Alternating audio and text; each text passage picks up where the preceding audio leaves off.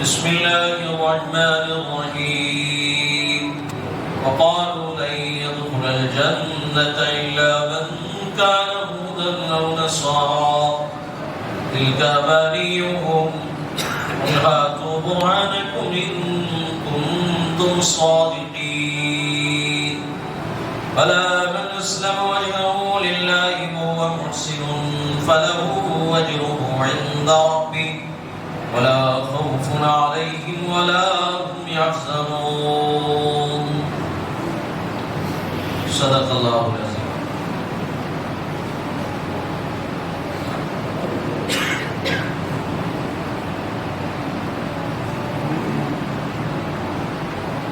گزشتہ آیات کے اندر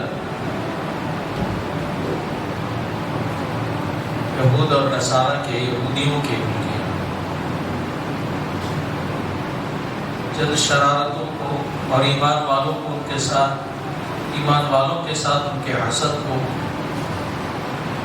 بیان کیا گیا، عناد کو بیان کیا گیا، اور اسلام اور نبی پاک علیہ السلام کی برحق ہونے کے باوجود جان بوجھ کر اس کے انکار کرنے کو بیان کیا گیا۔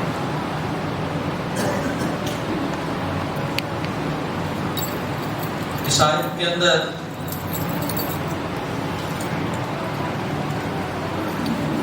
ان کے ایک دعوے کی رد کی گئی۔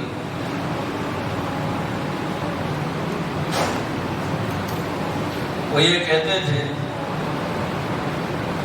کہ جنت کے اصل ٹھیکیدار ہم ہی ہیں،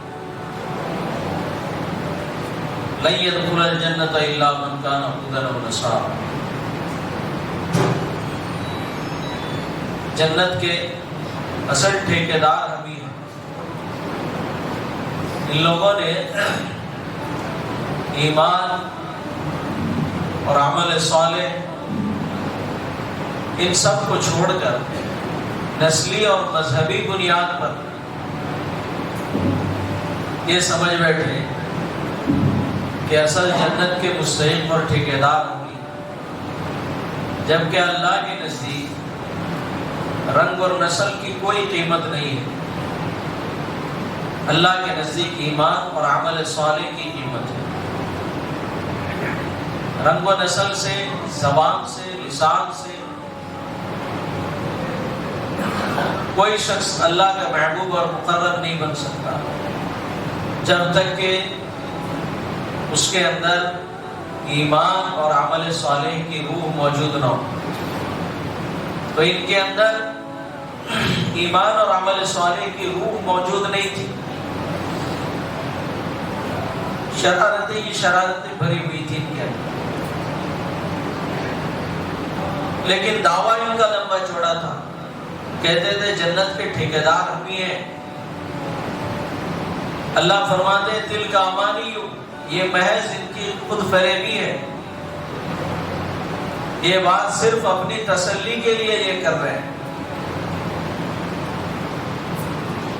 نہ یہ یہود جنت کے ٹھیکیدار ہیں، نہ یہ نصارہ جنت کے ٹھیکیدار۔ جنت کا ٹھیکیدار ان میں سے کوئی نہیں ہے، بلکہ یہ تو ان کی یہ من گھڑت باتیں ہیں، خواہشات ہیں، اور یہ سمجھتے ہیں کہ جس طرح یہ کہہ رہے ہیں ویسے ہی ہونے والا ہے، حالانکہ ایسا نہیں۔ اللہ فرماتے ہیں قل ہاتوا برہانکم ان کنتم صادقین۔ اللہ فرماتے ہیں ان سے کہیے کہ اگر تم اپنے دعوے میں سچے ہو کہ جنت کے ٹھیکیدار تم ہی ہو، جنت میں صرف یہود اور نصارہ جائیں گے، تو تم اس پر دلیل لے آؤ۔ اگر تم اپنے قول میں سچے ہو، یہ دلیل لا ہی نہیں سکتے، تو محض اپنی خود فریبی میں یہ مبتلا تھے اور اس طرح کی یہ من گھڑت باتیں کیا کرتے تھے، اور اسی پر یہ اپنے آپ کو تسلی دیتے تھے۔ آگے اللہ تعالیٰ فرمانے بلا من اسلم وجهه للہ وهو محسن فله اجره عند ربه ولا خوف علیہم ولا هم يحزنون۔ محض رنگ و نسل کے بنیاد پر مسلمان بھی یہ دعویٰ نہیں کر سکتا مذہب کی بنیاد پر کہ وہی جنتی ہے. مسلمان یہ دعویٰ نہیں کر سکتا جب تک کہ عقائد میں، اعمال میں، اخلاق میں، عقائد اور اعمال، اخلاق سب کی روح اس کے اندر موجود نہ ہو تو صرف نسلی مسلمان ہو جانے سے وہ جنت کا مستحق، اور جنت کے مسلمانوں کے متعلق اللہ پاک کے جو وعدے ہیں نبی پاک علیہ السلام کے ذریعے اس کا وہ مستحق نہیں ہو سکتا. یہ سمجھ لے مسلمانوں کو یہاں تنبیہ کی گئی ہے کہ تم یہ سمجھ لو کہ ہم پشتی مسلمان ہیں، یعنی پشتہ در پشت ہمارے باپ دادا پردادا سب مسلمان ہیں. ہم مسلمان باپ کے صلب سے پیدا کیے گئے، مسلمان کے خاندان میں پیدا کیے گئے، مسلمان ماؤں کے پیٹ سے ہم نے جنم لیا، مسلمانوں کی زبان ہم بولتے ہیں اور مسلمانوں کے جماعت میں ہمارا نام شامل ہے، نام ہمارا مسلمان ہے. تو صرف نام کے مسلمان ہو جانے سے اللہ کے نزدیک کوئی مقرب اور محبوب نہیں بن جاتا. یا اللہ تعالیٰ کے وہ وعدے جو نبی علیہ السلام کے ذریعے اللہ نے بیان کیا جنت سے متعلق ہو، نعمتوں سے متعلق ہو، اس کا اپنے آپ کو مستحق نہیں سمجھ سکتا جب تک کہ ایمان اور اعمال صالحہ کی روح اس کے اندر موجود نہ ہو. تو یہ یہود اور نصارہ کی غلط فہمی تھی. مسلمانوں کو اس سے تنبیہ کیا گیا کہ کہیں اس کے شکار تم نہ ہو جاؤ کہ مذہب کی بنیاد پر، رنگ و نسل کی بنیاد پر اپنے آپ کو کہہ دو کہ نام ہمارا مسلمان ہے تو مسلمان ہو گئے. حقیقی مسلمان وہ ہے، اللہ فرماتے ہیں کہ جو اپنے آپ کو اللہ کے سپرد کر دے، اسلام کے سپرد کر دے، یعنی اللہ کے احکامات کے آگے اپنے آپ کو جھکا دے اور نبی علیہ السلام کی سنت کے مطابق اس کے اعمال میں اس کی زندگی گزرے، تب وہ حقیقی مسلمان ہے اور وہی محسن ہے، اور پھر وہی اللہ کے اس اجر کا مستحق ہوگا، جنت کا مستحق ہوگا، جنت کی نعمتوں کا مستحق ہوگا. تو آج یہ ہماری غلط فہمیاں ہیں، سرے سے اعمال نہیں ہے، کلمے کا ٹھکانہ نہیں ہے. کھڑا کر کے پوچھ دو پڑھ لے کلمہ تو ایک کلمہ نہیں پڑھ سکتا. یہ کیفیت ہے ہماری. اگر حضور کا نام پوچھ دیا جائے تو ہم جو بڑے بڑی عشق نبی کا دعویٰ کرتے ہیں اکثر ایسے نکل جائیں گے جو حضور کا نام تک نہیں بتا سکتے. درود شریف پڑھ لے تو درود شریف نہیں پڑھ سکتا. آدھی زندگی گزر گئی، پوری زندگی گزر گئی، قرآن کے 2 حروف پڑھ لے تو پڑھ نہیں سکتا. اس کو نماز کی ترتیب اور کیفیت معلوم نہیں، اعمال کیا چیز ہے اسے نہیں پتا، کبھی مسجد کا دروازہ نہیں دیکھا، مگر دعویٰ ہے تو مسلمان ہے. یہ یہود و نصارہ، یہ مشرکین سب جہنمی ہے، ہم جنتی ہے. یہی غلط فہمی تھی یہود و نصارہ کی. اعمال نہیں، عقائد میں یہ زیرو. اپنے نبی کی تکفیر کی، دوسرے انبیاء کی تکفیر کی، ہڑدھرمی کیا، پورے اعمال کے اعتبار سے پورے، مگر دعوے ان کے لمبے چوڑے تھے. جیسے آج مسلمان ہیں کہ رجسٹر میں ہمارا نام مسلمان ہے، پشت ہماری نسل مسلمان ہے، زبان ہم مسلمانوں کا استعمال کرتے ہیں، شہر میں ہم مسلمانوں کے ساتھ رہتے ہیں، مسلمانوں کے خاندان میں ہم پیدا ہوئے. تو اس بنیاد پر کیا اللہ کا مقرب اور محبوب بن جائے گا یہ شخص؟ اللہ کا مقرب اور محبوب وہی شخص ہوگا جس کے اندر اعمال صالحہ اور ایمان اور عقائد کی روح موجود ہوں گی. تو مسلمان اس غلط فہمی سے اپنے آپ کو، اس غلط فہمی کو اپنے سے دور کر دے اور اپنے عقائد کو مضبوط کرے، اعمال صالحہ میں لگا رہے اور نبی علیہ السلام کے سنت کے مطابق زندگی گزارے، تب جا کر وہ جنت جنت کا مستحق اور اللہ کی نعمتوں کا مستحق ہو سکتا ہے، اور اسی غلط فہمی کے شکار میں مبتلا بھی ہو جاتے ہیں، یا ایک شبہ پیدا ہوتا ہے کہ چلو ہم اعمال میں پیچھے ہیں لیکن اللہ اور اس کے رسول کے نام لیوا تو ہیں، برخلاف ان کے جو اللہ اور اس کے رسول کے دشمن ہیں، جو دین اسلام کو مٹانے کے درپے ہیں، لیکن وہ بڑے بڑے صنعتوں اور بڑے بڑے تجارتوں کے مالک ہیں، دنیا کے اندر مالداروں اور ارب پتیوں میں ان کا شمار ہے، لیکن ہے خدا کے دشمن، تو ان کے ساتھ یہ معاملہ اور ہمارے ساتھ یہ معاملہ کہ ہم پے در پہ مصیبتوں کے شکار ہیں، پریشانیوں کے شکار ہیں، تو بعضوں کو یہ شبہ ہو جاتا ہے کہ لگتا ہے یہ اس لیے ہو رہا ہے کہ ہمارا تعلق اسلام سے ہے، یہ اس لیے ہو رہا ہے کہ ہم مسلمان ہیں اور اسلام سے ہمارا تعلق ہے، اس لیے یہ سب پریشانیاں آ رہی ہیں، اس لیے یہ دقتیں آ رہی ہیں۔ تو اس کا جواب یہ ہے کہ تعلق اسلام سے ہے، یہ غلط فہمی چھوڑ دو، بلکہ ترک اسلام اس کا سبب ہے۔ اس چیز کو سمجھو کہ ہم نے صرف نام مسلمانوں کا باقی رکھا ہے، باقی اعمال میں، اخلاق میں، ایمان میں ہر اعتبار سے ہم کمزور ہیں۔ تو پھر ان وعدوں کا ہم کیوں انتظار کرتے ہیں کہ جن وعدوں کو اللہ تعالیٰ نے حقیقی مسلمانوں کے لیے نبی علیہ السلام کے ذریعے سے اللہ تعالیٰ نے بیان کیا؟ ہم تو مستحق ہی نہیں ہیں، یہ تو نسلی مسلمان ہیں، حقیقی مسلمان نہیں ہے۔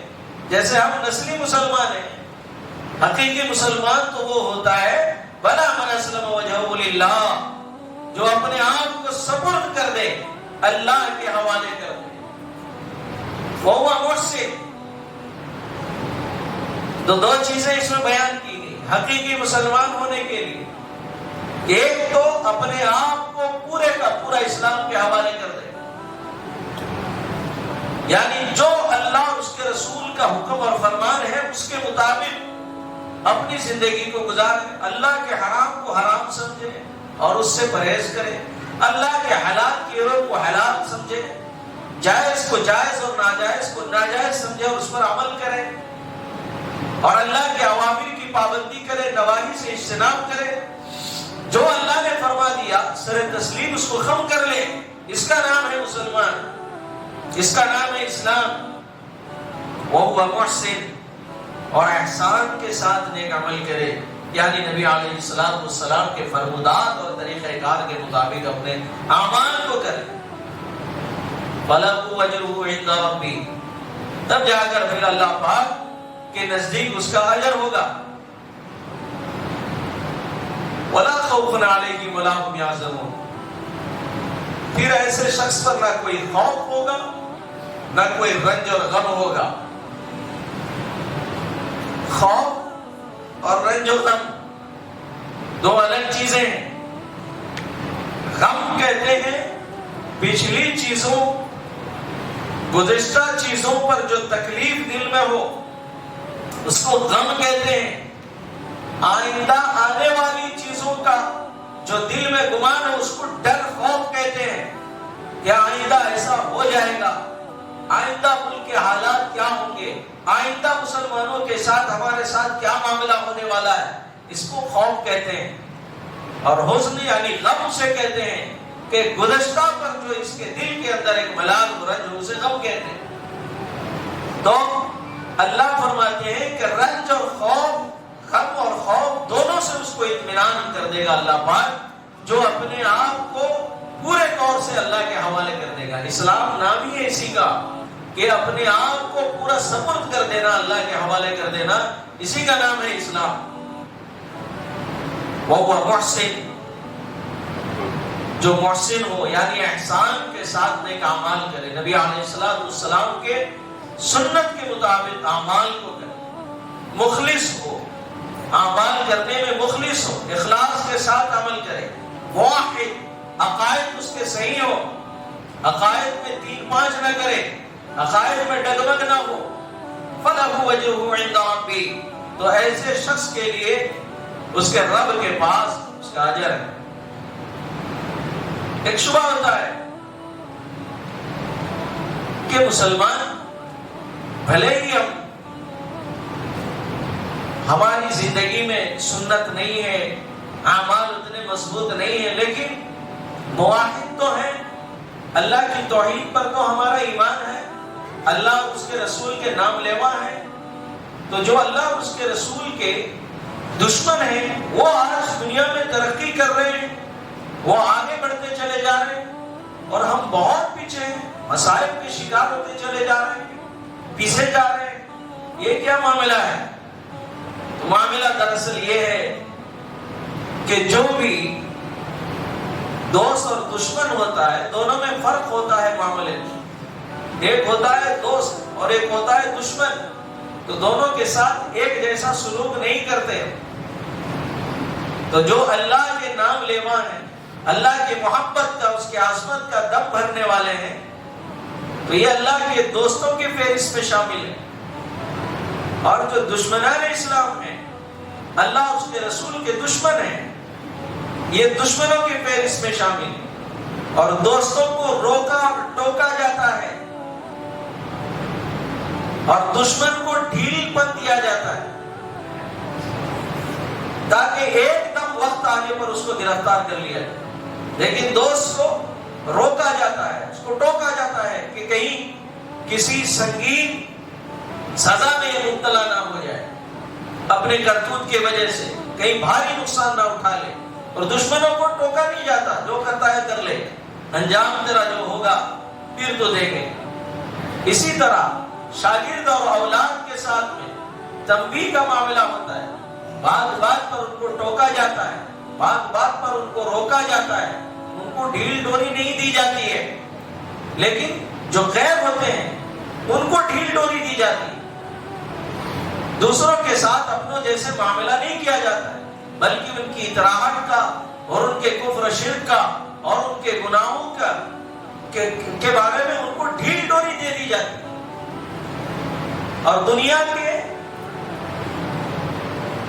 مصیبت اور پریشانیوں میں ڈال کر آخرت کے سزا سے ایمان والوں کو بچانا مقصد ہے۔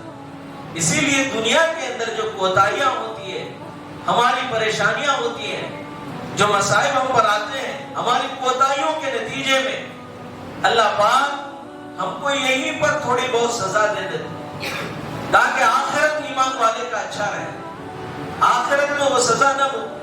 لیکن کفار اور مشرکین اور دشمنان اسلام جن کو ڈھیل ڈوری دی گئی ہے، ان کو یہ نہ سمجھے کہ بہت بڑی اللہ کی نعمت مل گئی، بلکہ ان کی ڈھیل ڈوری دی گئی ہے، اور اللہ تعالیٰ یکایک ان کو اپنے گرفت میں اور پکڑ میں لینے والے، اور دنیا کے ہلکے پھلکے عذاب سے بھی اور پریشانیوں سے بھی ان کا آخرت کی سزا ختم نہیں کی جائے گی، بلکہ وہاں جو سزا ان کو دینی ہے، جو سخت سے سخت سزا ہوگی وہ ان کو دی جائے گی۔ لیکن مسلمانوں کے ساتھ ایسا سلوک نہیں کیا جائے گا، دوست کے ساتھ معاملہ الگ ہوتا ہے، دشمن کے ساتھ معاملہ الگ ہوتا ہے۔ یہی ہے نبی پاک صلی اللہ علیہ وسلم کی حدیث کا مطلب، الدنیا سجن المؤمن و جنت الکافر، کہ دنیا مومن کے لیے قید خانہ ہے اور کافر کے لیے جنت ہے۔ دنیا کے اندر ایمان والا آزاد نہیں ہے، جیسے جیل خانے میں قیدی آزاد نہیں ہوتا، اس کو پابندی، اصول کی پابندی کرنی پڑتی ہے، وہاں کے قواعد اور ضوابط کا پابند ہونا پڑتا ہے۔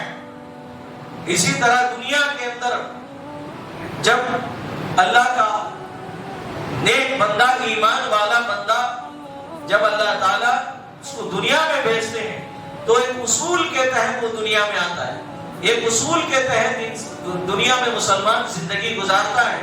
وہی آوارہ سانڈ کی طرح پھرنے کا مطلب مسلمان نہیں ہے، مسلمان پابند ہوتا ہے، شریعت کا پابند ہوتا ہے، جائز اور ناجائز میں پابند ہوتا ہے، ناجائز چیزوں کو وہ کیوں ملے ویسا استعمال نہیں کر سکتا ہے، شریعت کی خلاف ورزی نہیں کر سکتا ہے، فرائض کی پابندی کرنا ہے، واجبات کی پابندی کرنا ہے، نمازوں کا اہتمام کرنا ہے، روزوں کا اہتمام کرنا ہے، زکوٰۃ فرض ہے تو ادا کرنا ہے، حج فرض ہے تو ادا کرنا ہے، اور دیگر جو سنت اور واجبات ہیں، جو دستور الحیات ہیں، ان کے مطابق چلنا ہے، جو منشور حیات ہیں اس کے مطابق زندگی گزارنا ہے۔ نبی علیہ السلام کے فرمودار اور طریقہ کار اور آپ کی لائی ہوئی شریعت کے مطابق پابندی کے ساتھ مسلمان کو زندگی گزارنا ہے۔ اسی لیے فرمایا کہ قید خانے کے جیسے ہیں مسلمان کے لیے دنیا، کہ یہاں پر پورا آزاد نہیں ہے، جو چاہے من میں آیا وہ کیا۔ تو یہ مسلمانوں کے لیے نبی علیہ السلام کی جو حدیث ہے اس کا مطلب یہی ہے کہ یہاں پر آپ کو روکا جائے گا، آپ ناجائز کام کرو گے تو روکا جائے گا، ناجائز چیز کو حاصل کرو گے تو روکا جائے گا۔ جیل میں قیدی ہوتا ہے، جب اس کے پاس کوئی چیز آتی ہے یوں ہی دھڑکنے سے کو استعمال نہیں کر دیتا، بلکہ 1 سے 4 جگہ اس کی چیکنگ کی جاتی ہے، کیا چیز اس کے پاس آئی ہے، یہ چیز صحیح ہے غلط ہے، اس چیز سے اسے نفع ہو سکتا ہے نقصان، کہیں پورے قیدیوں کو تو خطرات نہیں ہو جائیں۔ تو اسی طرح مسلمان یہاں پر پابند ہوتا ہے، پابند شریعت ہوتا ہے کہ وہ قرآن کا بھی پابند ہوگا، فرائض کا بھی پابند ہوگا، واجبات کا پابند ہوگا، اللہ کے اوامر کا پابند ہوگا، نواہی سے بچنے کا پابند ہوگا۔ ان پابندی کا نام ہے سجن المؤمن، کہ ایمان والے کے لیے قید خانہ ہے، وہ جنت الکافر، اور کافر کے لیے جنت ہے کہ جو کچھ موج مستی کرنا ہے وہ یہیں پر کر لے، جیسے ہی آنکھ بند کرے گا تو پھر اس کے لیے سزا ہی سزا ہے۔ جیسے ہی نساء کی کیفیت آئی اور فرشتہ نظر آ گیا اسی وقت ہی وہ اپنے عذاب کو دیکھ لے گا، اور ایمان والے کا معاملہ اس طرح نہیں ہے۔ تو مومن دنیا کے اندر جو آیا ہے تو وہ شریعت کا پابند بن کے ہی زندگی گزارے گا، آزاد نہیں ہے۔ یہی اللہ کے نبی پاک علیہ السلام نے حدیث پاک کے اندر فرمایا کہ مومن کے لیے یہ دنیا قید خانہ ہے اور کافر کے لیے یہ جنت ہے۔ اس کا مطلب یہی ہوا کہ مسلمان پورے کا پورا اپنے آپ کو اسلام کے سپرد کر دے، اللہ کے حوالے کر دے، اسی کا نام ہے اسلام۔ بلا من اسلم وجهه لله وهو محسن فله اجره عند ربه۔ اس آیت کا یہی مطلب ہے کہ مسلمان جب ہی اپنے آپ کو حقیقی مسلمان کہہ سکتا ہے جب دو چیزوں میں وہ مضبوط ہو، ایک تو عقائد میں مضبوط ہو، ایمان میں مضبوط ہو، دوسرا اس کا عمل صالح ہو، نبی پاک صلی اللہ علیہ وسلم کے سنت کے مطابق وہ زندگی گزارتا ہو۔ پھر محسنون کے قید سے یہاں منافقین بھی نکل گئے، یعنی یہود اور نصارہ، ان کے جو دعوے ہیں یہ تو سب دعوے ہی ہیں، خود فریبی ہیں، اپنے آپ کو یہ تسلی دے رہے ہیں جنت کے ٹھیکیدار یہ تھوڑی ہے، نہ یہ جنت میں جائیں گے۔ انہوں نے تو ٹھکرایا ہے دین کو، کتاب کی توہین کی، اس کی بے حرمتی کی، آنے والے انبیاء کو انکار کیا، جبکہ اس کی تصدیق ان کی کتابوں میں موجود ہے۔ اپنے نبیوں سے انہوں نے سنا، یہ کتابوں کو پڑھتے ہیں، جانتے ہیں، سمجھتے ہیں۔ ہر دھرمی، عناد، دشمنی، حسد نے ان کو یہاں تک پہنچا دیا کہ وہ جنت سے محروم رہ گئے، اللہ کی نعمتوں سے محروم رہ گئے، صحیح راستے پر آنے سے محروم رہ گئے۔ آگے اللہ تعالیٰ نے فرمایا وقالت اليهود ليست النصارى على شيء وقالت النصارى ليست اليهود على شيء وهم يتلون الكتاب كذلك قال الذين لا يعلمون مثل قولهم والله يحكم بينهم يوم القيامة فيما كانوا فيه يختلفون۔ یہود اور نصارہ ایک جگہ جمع ہو گئے، اور چونکہ ان کے ایک دوسرے کے ان کے لیے دشمنیاں بہت زیادہ تھی ان کی آپس میں، تو یہ فتوے ٹھوکنے لگے مذہب اور رنگ و نسل کی بنیاد پر۔ یہودیوں نے کہا کہ تمہارا مذہب کوئی مذہب ہی نہیں، لیست اليهود قالت اليهود ليست النصارى على شيء، یعنی یہ نصرانیوں کو کوئی مذہب ہی نہیں ہے، تمہارا سر سینے سے تمہارا مذہب غلط ہے، نعوذ باللہ۔ اور نصارہ ایسے ہی یہودیوں کو کہنے لگے کہ تم کسی چیز پر نہیں ہو، تم سراسر غلط ہو۔ آج اللہ تعالیٰ ہماری حفاظت فرمائے، یہ مذہب کی بنیاد پر ایک دوسرے پر فتوے ٹھوکتے تھے، ہم جماعت کی بنیاد پر ایک دوسرے پر فتوے ٹھوکتے ہیں نہیں، ہم جماعت اور فرقوں کے بنیاد پر ہم فتوے ٹھوک رہے ہیں۔ اللہ حفاظت فرمائے۔ وَهُمْ يَتْلُونَ الْكِتَابَ، دیکھو وہ جانتے تھے، یہود ان کی کتاب توریت کے اندر عیسیٰ علیہ السلام کے برحق اور انجیل کے برحق ہونے کا تذکرہ ہے، اس کے باوجود وہ عیسیٰ کی تکفیر کرتے تھے، انجیل کی تکفیر کرتے تھے۔ پھر یہی نصرانی جن کی کتاب کے اندر ماقبل میں جو گزرے نبی علیہ السلام حضرت موسیٰ علیہ السلام کی تصدیق اور ان کی کتاب توریت کی تصدیق موجود ہے، وہ جان کر تکفیر کرتے تھے اور ایک دوسرے پر تہمت لگاتے تھے کہ تمہارا مذہب کوئی مذہب نہیں ہے۔ جانتے تھے وہ یتلون الکتاب، اور وہ اپنی کتاب کو پڑھتے پڑھاتے تھے، مگر تھی ہٹ دھرم قوم تو کہاں سے مان سکتی ہے۔ ایک دوسرے پر فتوے ٹوکتے تھے، جنتی اور جہنمی ہونے کی سرٹیفکیٹ یہ دیتے تھے اور خود کو جنت کا ٹھیکیدار مانتے تھے۔ حالات ہمارے سامنے ہے، پکا جنتی تو ہم مسلمان اپنے آپ کو کہتے ہیں، اور پھر مسلمانوں میں نمازی بن گئے، دیندار بن گئے، تھوڑی معلومات آ گئی تو پھر انہیں پکا ہو گیا جنتی، اور اس کی جنتی ہونے میں کوئی ڈاؤٹ ہی نہیں ہے، وہ اللہ کا مقرب ہو گیا۔ پھر دوسروں پر فتوے ٹھوکنے لگے، پھر جماعتوں اور فرقوں میں بٹے تو انہیں وہ جماعت باطلی، وہ جماعت جہنمی، یہ جماعت برحق، یہ جماعت جنتی۔ یہ ہم جماعتوں میں بیٹھ کر، آج فرقوں میں بیٹھ کر ایک دوسرے پر فتوے نہیں ٹھوک رہے ہیں، یہ اس کا سرٹیفکیٹ دے رہے ہیں۔ فضل کذالک قال الذین لا یعلمون مثل قولہم۔ اب تیسرا فرقہ آیا، کون؟ مشرکین کا۔ وہ کہنے لگے نہ یہ جنتی، نہ وہ جنتی ہے، نہ یہ صحابہ، یہ محمد اور آپ کے صحابہ یہ سب جنتی، کوئی جنتی نہیں، سب بے دین ہے، بس بت پرستی برحق ہے۔ لا یعلمون کذالک قال الذین لا یعلمون۔ لا یعلمون یعنی عرب کے جہلا، یہ عرب کے جو امی لوگ تھے، جاہل لوگ تھے، وہ سب کو کافر کہنے لگے۔ اسی لیے نبی علیہ السلام کے لوگ صابی کہتے تھے، صابی، یہ صابی محمد صابی نعوذ باللہ بے دین ہے۔ یہ سب آج بے دینی کا فتویٰ ہم کیسے ٹھوک رہے ہیں؟ اللہ ہم سب کی حفاظت فرمائے، ہم سب کی حفاظت فرمائے۔ ہمیں اپنے اعمال کی خبر گیری کرنی چاہیے۔ بڑی مشکل سے تو چند ٹوٹے پھوٹے اعمال ہم کرتے ہیں، اور اس پر بھی اگر ہم نے اپنے اعمال پر نظر کیے بغیر، اپنے اعمال کی اصلاح کے بجائے ہم دوسروں کے اعمال کو دیکھنے لگے اور اس پر حق اور ناحق کے فیصلے کرنے لگے، کون ہوتے ہیں ہم؟ ہمارا خود کا ٹھکانہ ہے کہ ہم پر کیا فیصلے ہونے والے ہیں؟ ہمارا خود کا ٹھکانہ ہے؟ کیا مسلمان اپنی اسلام پر بالکل ثابت قدم ہے، مضبوط ہے مسلمان، یا صرف ایمان والا ہے؟ تو کس چیز کے فتوے ٹھوک رہے ہیں بھائی؟ کس چیز میں نیچا دکھا رہے ہوں؟ یہ ہمارے سجدے اللہ کی ذات سے دعا کرو، اللہ ہم سب کے اعمال کو قبول فرمائے۔ جو ٹوٹے پھوٹے اعمال کرتے ہیں اس میں بھی اطراحٹ، یہ تو سراسر غلط ہے، یہ تباہی اور بربادی کے دہانے پر لے جائے گا۔ کتنے ہی بڑے ہم عبادت گزار ہو جائیں، شیطان کی عبادت کے برابری کو نہیں پہنچ سکیں گے جتنی مقدار میں اس نے عبادت کی۔ کتنے بڑے علم والے ہم ہو جائیں، اس کے علم تک بھی نہیں پہنچ سکیں گے جتنا علم وہ رکھتا تھا۔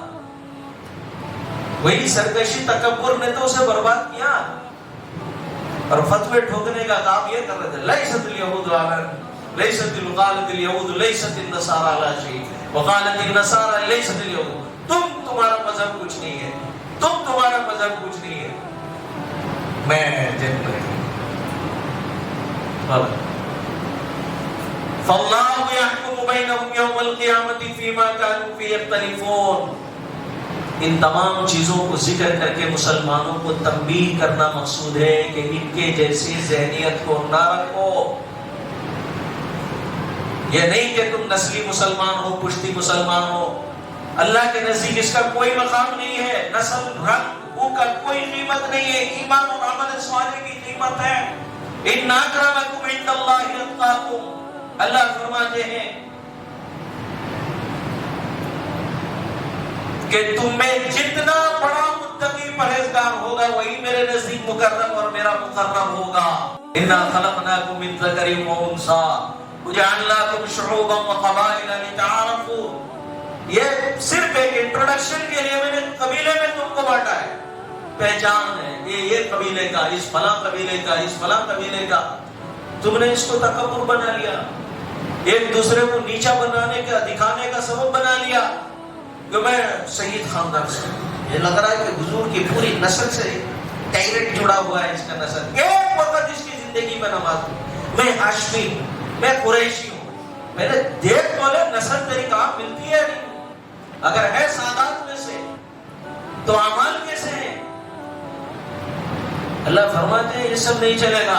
شیخ سید پٹھان جو کچھ بھی ہو صحیح ہو، مسلمان بھی ہو. اِنَّ أَكْرَمَكُمْ عِندَ اللَّهِ، تقوی کا سکہ چلے گا، اعمال صالحہ اور ایمان کا سکہ چلے گا. اس کی روح موجود ہوگی تو کامیاب، ورنہ ڈھکے نہ جاؤ گے.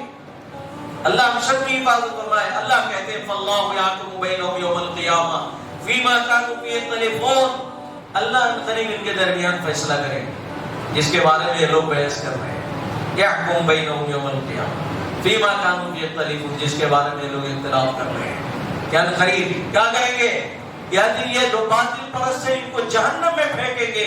جو اہل حق ہوں گے، ایمان اور عمل صالح اور عقائد کے اندر مضبوط ہوں گے، اللہ ان کو جنت میں داخل کر کے فیصلہ کرے. وَمَنْ أَظْلَمُ مِمَّنْ مَنَعَ مَسَاجِدَ اللَّهِ أَنْ يُذْكَرَ فِيهَا اسْمُهُ وَسَعَىٰ فِي خَرَابِهَا أُولَٰئِكَ مَا كَانَ لَهُمْ أَن يَدْخُلُوهَا إِلَّا خَائِفِينَ لَهُمْ فِي الدُّنْيَا خِزْيٌ وَلَهُمْ فِي الْآخِرَةِ عَذَابٌ عَظِيمٌ. کہتے ہیں اس آیت کے اندر اس کے شان نزول یہ ہے کہ صلح حدیبیہ کے موقع پر نبی علیہ السلام اور صحابہ کو ان مشرکین نے مسجد حرام سے روکا، کعبۃ اللہ سے روکا، طواف کرنے سے روکا، اللہ کے گھر میں داخل ہونے سے روکا، اور اس سے پہلے پھر مکہ سے نکالا، ہجرت کرنے پر مجبور کیا، بیت اللہ میں مسلمانوں کو عبادت کرنے سے روکا.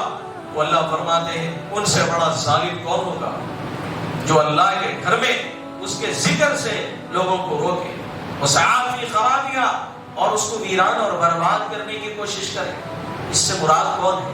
یہی مشرکین مکہ ہے جو صلح حدیبیہ کے موقع پر نبی علیہ السلام اور صحابہ کو روک دیا. تقریباً 16-17 مہینہ تک کے آپ علیہ السلام اور صحابہ نے طواف نہیں کر پائے اور مسجد حرام میں بیت اللہ میں داخل نہیں ہو پائے.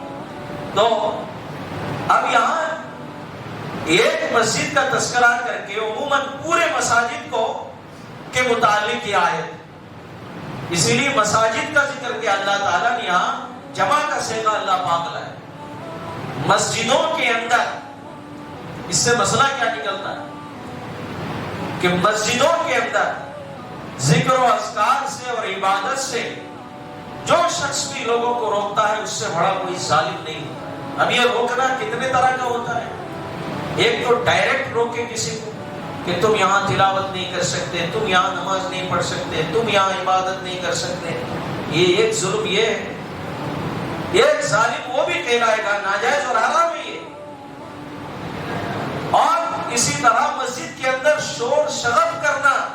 سنو، مفسرین فرماتے ہیں کہ مسجد کے اندر شور شغب ایسا کرنا کہ عبادت کرنے والوں کو، تلاوت کرنے والوں کو، ذکر و اذکار کرنے والوں کے اعمال میں خلل ہو، یہ بھی حرام اور ناجائز ہے. محلے کے اندر ڈی جے لگا دیا، گانا لگا دیا، اپنے گھر میں ٹیلی ویژن لگا دیا، نمازیوں کو خلل ہو رہی ہے، یہ بھی حرام اور ناجائز ہے ہی. اسی طرح مسجد کے اندر نمازوں کے اوقات میں سن لو یہ چیز کو کہ کوئی شخص ذکر بالجہر کر رہا ہے، خوب زور زور سے ذکر کر رہا ہے، سمجھ رہا بڑا تیر مار رہا ہوں. کوئی تلاوت قرآن لے کر بیٹھ گیا، خوب زور زور سے رات بنا بنا کر پڑھ رہا ہے اور وہ نمازی کو خلل ہو رہا ہے، تو یہ بھی ناجائز ہے. ہاں خالی وقت ہے، عبادت میں مشغول کوئی نہیں ہے، تنہا ہے، تو آپ ذکر بالجہر کرو، قرآن کی تلاوت زور سے کرو، کوئی ممانعت اس کی نہیں. وَمَنْ أَظْلَمُ مِمَّنْ مَنَعَ مَسَاجِدَ اللَّهِ أَن يُذْكَرَ فِيهَا اسْمُهُ، یہ بھی ذکر اور اذکار اور عبادت میں روکنے کے مترادف، یہ بھی ناجائز. اور بعض مساجد میں آج کل تو بورڈ لگا ہوا ہے کہ فلاں جماعت کا یہاں پر داخلہ نہیں ہے. یہ صحیح نہیں ہے، چاہے ہماری مسلک کے ہی مسجد کے لوگ لگائیں. یہ اس آیت کے تحت میں منع ہے، ناجائز ہے، صحیح نہیں ہے. بعض جگہوں میں ہم نے بورڈ دیکھا سنیوں کا آنا یہاں پر منع ہے، یہ فلاں جماعت کا آنا یہاں پر منع ہے۔ جب کچھ معلومات ہی نہیں ہوگی کمیٹی کو کیا جائز ہے کیا ناجائز ہے، اور علماء سے اس کے معلومات بھی نہیں کریں گے، تو اسی طرح کے بورڈ لگا کر اور گناہوں میں مبتلا ہو۔ مسجد میں آپ کسی کو منع نہیں کر سکتے، مسجد کسی کی وراثت اور ملکیت نہیں ہے۔ چاہے میں نے مسجد کروڑوں کے روپے لگا کر کے میں نے مسجد بنائی ہے، ختم، جب اللہ کے گھر کا نام لگ گیا، مسجد کا نام لگ گیا، تو پھر کسی کی ملکیت ہوگی، وہ اللہ کی ملکیت ہے۔ اس میں ذکر کرنے سے، عبادت اور اعمال کرنے سے کوئی کسی کو روک سکتا نہیں ہے۔ تم اپنی جماعت، تم اپنے فرقے سب رکھ دو ایک طرف، ہر شخص داخل ہو سکتا ہے عبادت اور اعمال اور نماز اور جماعت ادا کرنے کے لیے۔ یہ تو ہم لوگوں نے سب بنا دیا ہے۔ کس کے طریقے ہیں یہ؟ کس کے طریقے ہیں یہ سب؟ کئی بورڈ دیکھ کر بڑا افسوس ہوتا ہے کہ وہاں کے علماء اور امام کیا کریں گے بیچارے، ان کی باتوں کو سنے تب نہیں۔ تو ومن اظلم ممن منع مساجد اللہ یذکر فیہا اسمہ سعی خرابها اولئک ما کان لهم ان يدخلوا الا خائفین۔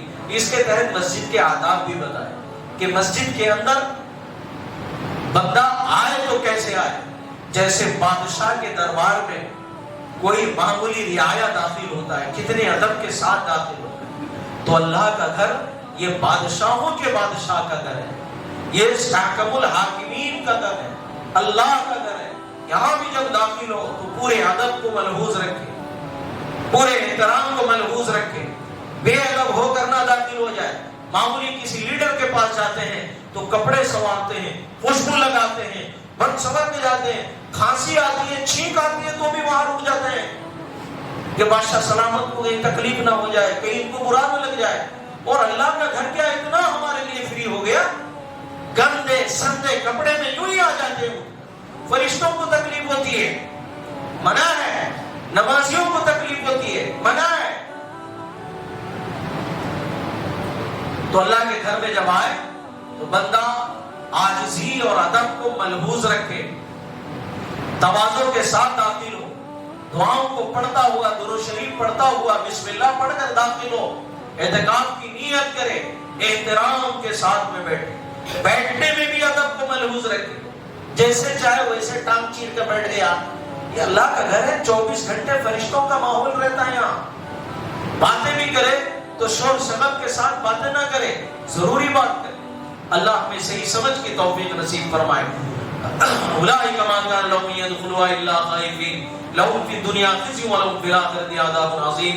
وہ لوگوں کو تو چاہیے تھا کہ وہ ڈر اور خوف کے ساتھ میں اس میں داخل ہو۔ یہاں پر مسلمانوں کو اللہ تعالیٰ اس بات کی بھی تسلی دیتے ہیں کہ جب تمہاری فتح تمہیں ہوگی، ملے گی، تو ان کو اس میں بغیر جزیہ اور ٹیکس کے اندر داخل ہونے بھی نہیں دینا۔ چنانچہ 8 ہجری میں فتح مکہ ہوا، اللہ کے نبی نے فوراً ان پر پابندی لگائی کہ بغیر ٹیکس کے اور جزیہ کے کوئی نہیں آئے گا۔ مسجد حرام میں مشرکین کا داخلہ ممنوع ہے اور ننگے ہو کر کوئی طواف نہیں کرے گا۔ اللہ پاک نے یہاں پر مسلمانوں کو اس آیت کے اندر تسلی دی کہ اس سے غمزدہ اور غمگین ہونے کی ضرورت نہیں۔ لہم فی الدنیا خزی ولہم فی الآخرۃ عذاب عظیم۔ ان کے لیے دنیا کے اندر ذلت ہے اور آخرت میں ان کے لیے سخت عذاب ہے۔ مسجد کے آداب کو بھی اس کے اندر بیان کیا کہ مسجد کے اندر کس طرح سے رہنا ہے اور کن آداب اور رعایت کو ملحوظ رکھنا ہے۔ اللہ تعالیٰ ہمیں قرآنی زندگی نصیب فرمائے، اس کے احکامات پر پابندی سے عمل کرنے کی توفیق نصیب فرمائے۔ بسم اللہ الرحمن الرحیم۔ اللہم صلی علی۔ السلام علیکم ورحمۃ اللہ وبرکاتہ۔